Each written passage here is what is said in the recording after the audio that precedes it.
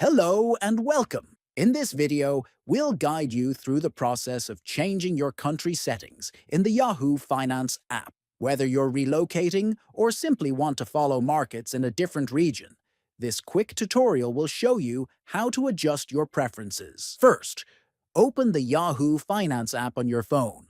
Next, tap on the profile icon located at the top right. Then, select App Settings from the menu that appears. Then tap on Regions and Currencies. After that, select Market Region. Finally, browse through the list of available countries and select the one that aligns with your interests. The app will then update to display market information pertinent to your chosen region. This ensures you receive the most relevant market data and news.